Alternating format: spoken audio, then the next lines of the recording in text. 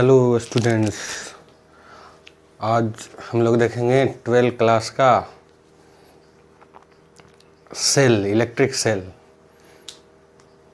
Cell विद्युत cell के बारे में देखेंगे। विद्युत सेल वैसा सेल है जो रासायनिक ऊर्जा को विद्युत ऊर्जा में बदलता है। रासायनिक ऊर्जा को विद्युत ऊर्जा में बदलता है और बैटरी के वही सेल का, बहुत सारा सेल का जो कम्बिनेशन कर देते हैं तो वो बैटरी कहलाता है। वो क्या कहलाता है? बैटरी कहलाता है। कम्बिनेशन ऑफ सेल, बहुत सारा सेल को कंबाइन कर देंगे तो क्या हो जाएगा? बैटरी हो जाएगा। तो आज जो हम लोग देखेंगे सेल को ग्रुपिंग करने का तरीका। सेल को ग्रुपिंग जो है 3 तरीका से किया जाता है। सेल को ग्रुपिंग जो है कितने तरीका से किया जाता है? 3 तरीका से। पहला तरीका है सेलों का श्रेणी क्रम समूहन। कम्बिनेशन भी कर सकते हैं, ग्रुपिंग भी कर सकते हैं। तो सेलों का जो श्रेणी क्रम समूहन है, सीरीज कम्बिनेशन ऑफ सेल है, इसमें बैटरी को क्या किया जाता है? सेल को एक सेल को दूसरे सेल से, मतलब पहला सेल को, यदि पहला सेल को लिए तो उसके नेगेटिव टर्मिनल को दूसरे सेल के पॉजिटिव टर्मिनल से, और दूसरे सेल के नेगेटिव टर्मिनल को तीसरे सेल के पॉजिटिव टर्मिनल से। ऐसे करके प्रोसेस जो है, प्रक्रिया लगातार आगे बढ़ते जाता है और वह सेलों का श्रेणी क्रम समूहन कहलाता है। अब इसका बात है कि इसको डेराइव कैसे किया जाएगा, कि कब जो है ये है सेलों का श्रेणी क्रम हम लोग के लिए कब लाभदायक है, सेलों का श्रेणी क्रम कब हमारे लिए लाभदायक है, उसको देखने के लिए एक डेरिवेशन होगा जो इस प्रकार हम दिखा रहे हैं आप लोग को। जो देखिए कि एक सेल बनाएंगे। सबसे पहले क्या बनाएंगे? सेल बनाया जाएगा। तो सबसे पहले सेल को बनाया जाएगा इस तरह से। उसमें इंटरनल रेजिस्टेंस रहेगा, उसको फिर इस तरह से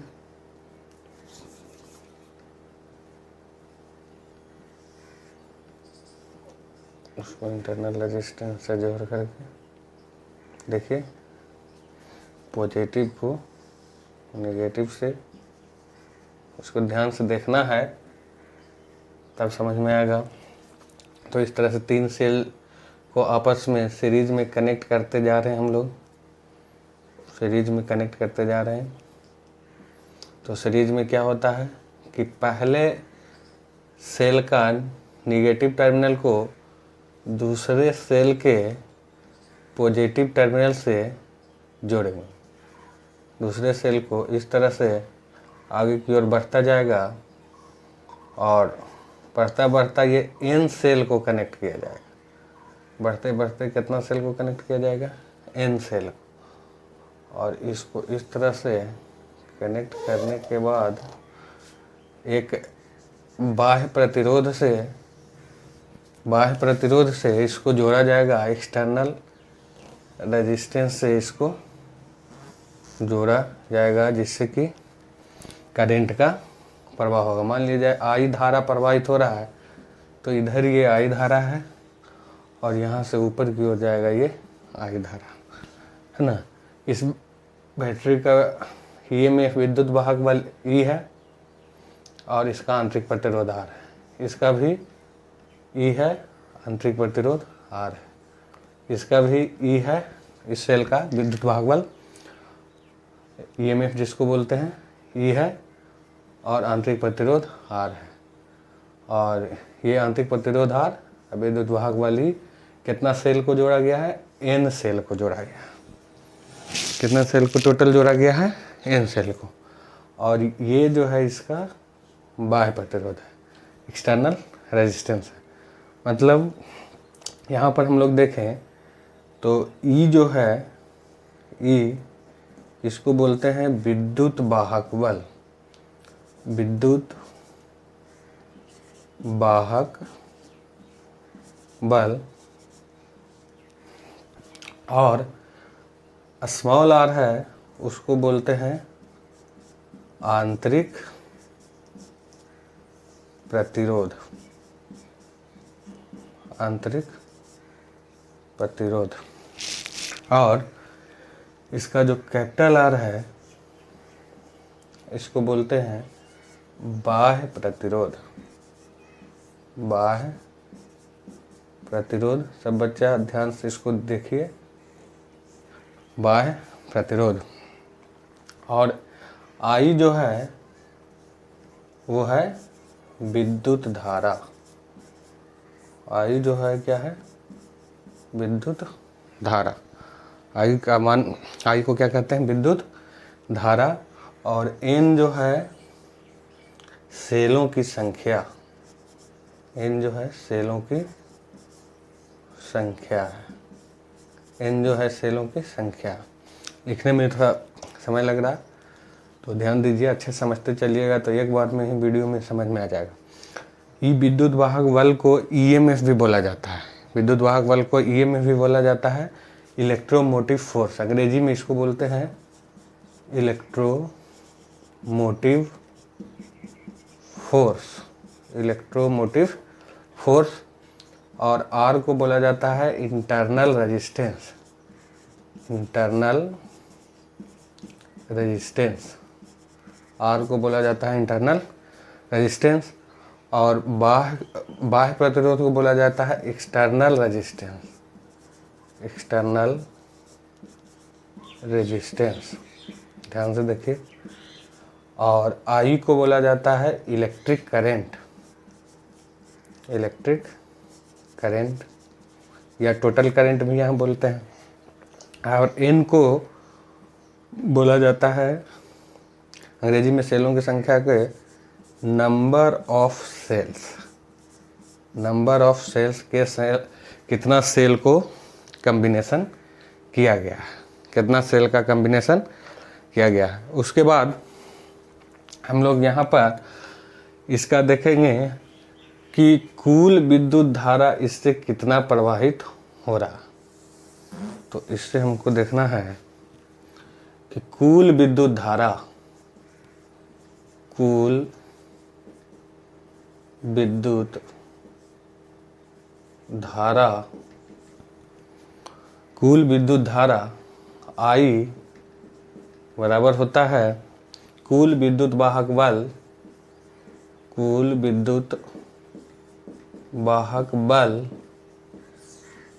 कुल विद्युत वाहक बल बाई कुल प्रतिरोध। कुल प्रतिरोध, क्योंकि ये सिंपल परिपथ है, साधारण सर्किट है, तो ये ओम के नियम को पालन करेगा तो भी बराबर आई आर होता है ओम का नियम। तो उसी के आधार पर कुल विद्युत धारा बराबर आई बराबर कुल विद्युत वाहक बल बाई कुल प्रतिरोध। तो यहाँ से इसको तोड़ा जाएगा तो आई बराबर कुल विद्युत वाहक बल, ये हमको निकालना होगा कि कुल विद्युत वाहक बल कितना है। तो कुल विद्युत वाहक बल और कुल प्रतिरोध का बात किया जाएगा तो कुल प्रतिरोध में आंतरिक प्रतिरोध आर है। आंतरिक प्रतिरोध कितना है? आर है। और बाह्य प्रतिरोध कैपिटल आर है। तो आई ये कुल प्रतिरोध का मान जो होगा बाह्य प्रतिरोध, या फिर ऐसे लिख सकते हैं कुल बाह्य प्रतिरोध, कुल बाह्य प्रतिरोध प्लस कुल आंतरिक प्रतिरोध। ये बाह्य प्रतिरोध आर है तो एक है सिंगल है, एक से ज़्यादा भी यहाँ पर प्रतिरोध रेजिस्टेंस लगा सकते हैं। लोड है, ये लोड को लगा सकते हैं। तो कुल बाह्य प्रतिरोध प्लस कुल आंतरिक, कुल आंतरिक प्रतिरोध, कुल बाह्य प्रतिरोध भाई कुल आंतरिक प्रतिरोध। अब कुल आंतरिक प्रतिरोध यहाँ पर आ गया तो अब हम लोग को यहाँ पर कुल, सबसे पहले इसको इक्वेशन बनवा लेंगे। इसको इक्वेशन 1 मान लिया जाए और कुल यहाँ पर सबसे पहले क्या निकालेंगे कि कुल विद्युत वाहक बल निकाला जाएगा। कुल विद्युत वाहक बल।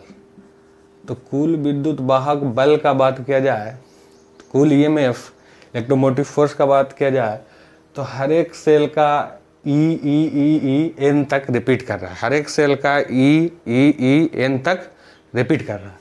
तो एन तक रिपीट कर रहा है तो इसको लिखेंगे E plus E plus E plus E plus dot dot dot कहाँ तक, एन तक।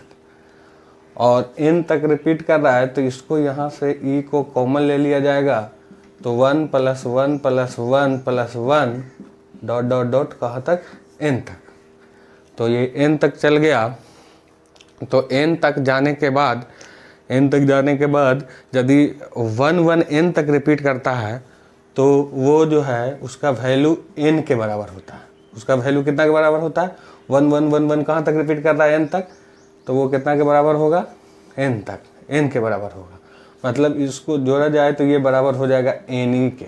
किसके बराबर हो जाएगा, तो कुल विद्युत वाहक बल यहाँ पर देखा जाए तो कितना के बराबर है, एन प्रतिरोध है, एन बैटरी लगाया गया, एन सेल लगाया गया है, तो एन ई के बराबर हो जाएगा। कितना के बराबर हो जाएगा, एन, मान लिया जाए 10 सेल को श्रेणी क्रम समूहन किया जाता, 20 सेल को श्रेणी क्रम समूहन किया जाता, तो 10 सेल रहता तो 10 गुने ई हो जाता, 10 गुने ई, 10 मल्टीपल हो जाता है इसे।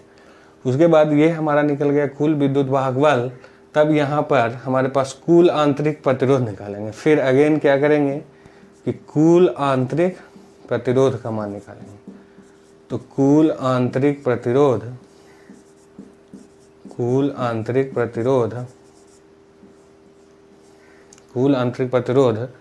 जो है बराबर होगा, ये भी आंतरिक प्रतिरोध को देखा जाए तो ये जो रेजिस्टेंस है ये श्रेणी क्रम में जुट रहा है। कौन सा क्रम में जुट रहा है, श्रेणी क्रम में।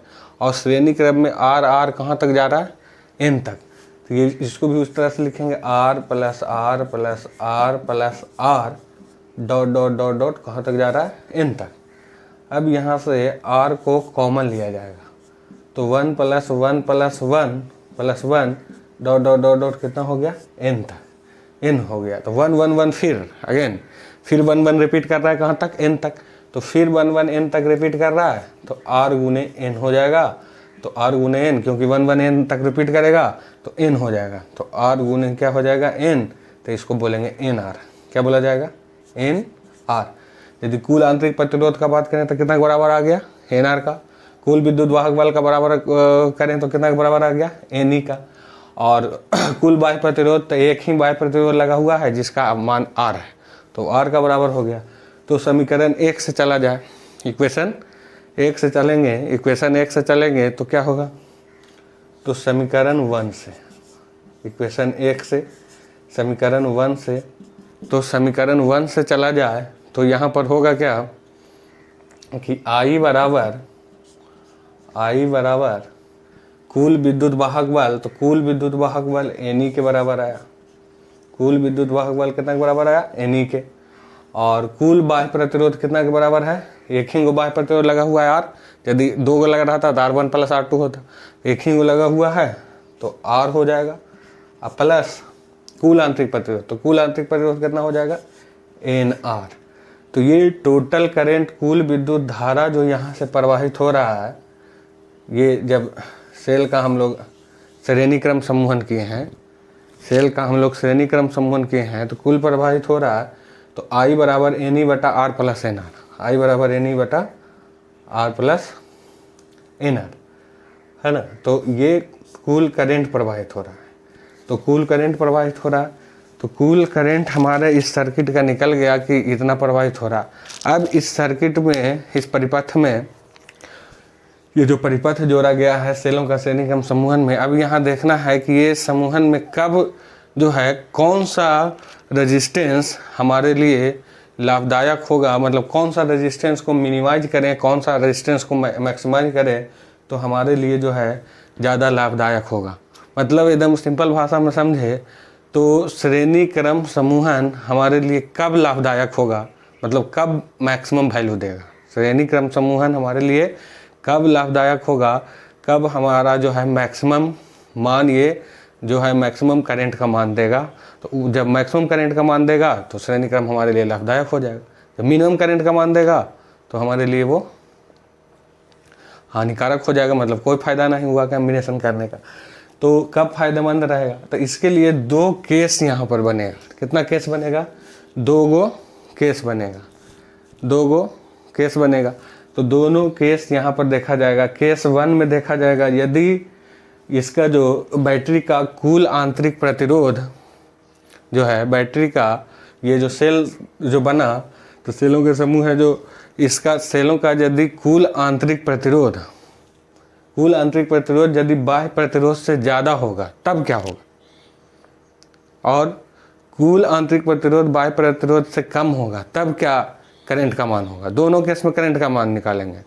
तो दोनों केस में करंट का मान निकालेंगे तो देखेंगे कि दोनों केस में करंट का मान में देखेंगे कि क्या कब जो है करंट मैक्सिमम हो रहा। जब करंट मैक्सिमम होगा तो उस केस में हमारे लिए फ़ायदेमंद हो जाएगा। जब करंट सामान्य रह जाएगा तो वो जो है हमारे लिए फ़ायदेमंद नहीं होगा। तो सबसे पहले हम लोग को वही देखना है। तो इसको इतना जो पहले है, इसको बोर्ड को पहले साफ़ करना पड़ेगा, तब केस को देखा जाएगा। तो इसको देखने के लिए हम लोग को एक तरफ पहले इसको लिखना चाहते हैं जो लिख सकते हैं, 3, 4, 5 सेकंड में लिख लीजिए। उसके बाद फिर एक तरफ हम मिटा करके उसको बताते हैं।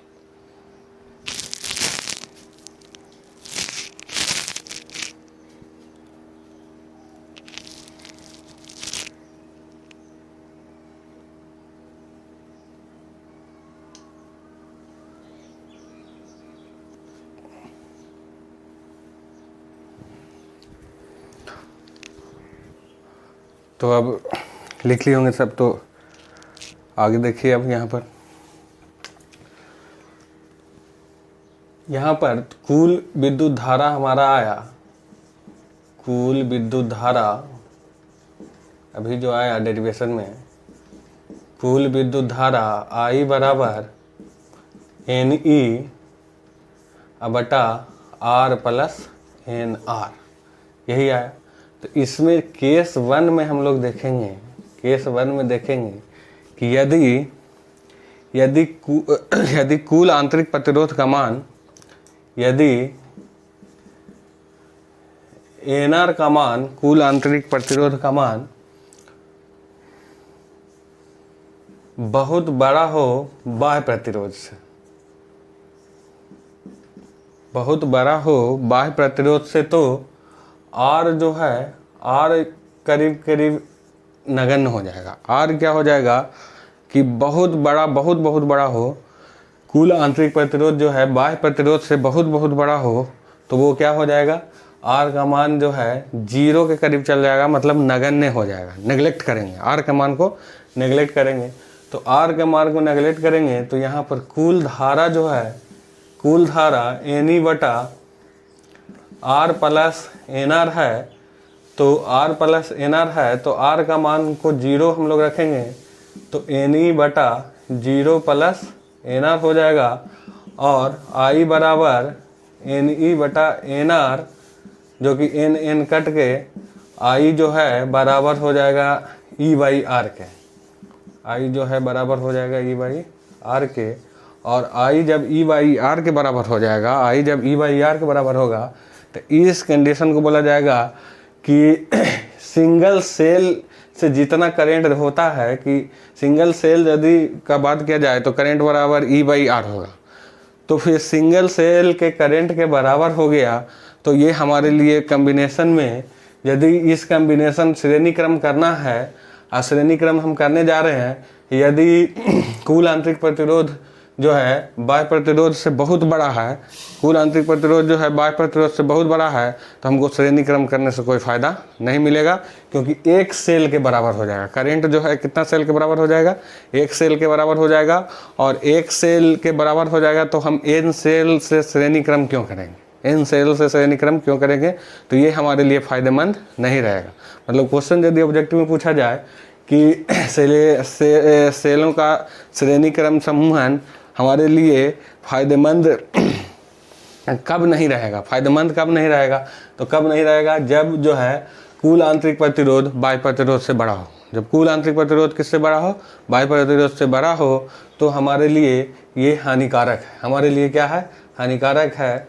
ऐसा जो है कॉम्बिनेशन हम लोग नहीं करेंगे। हानिकारक मतलब करेंट का वैल्यू मिनिमम देगा, मिनिमम करेंट देगा। इसका मतलब करेंट क्या देगा, मिनिमम करेंट देगा, और हमारे लिए ये हानिकारक है।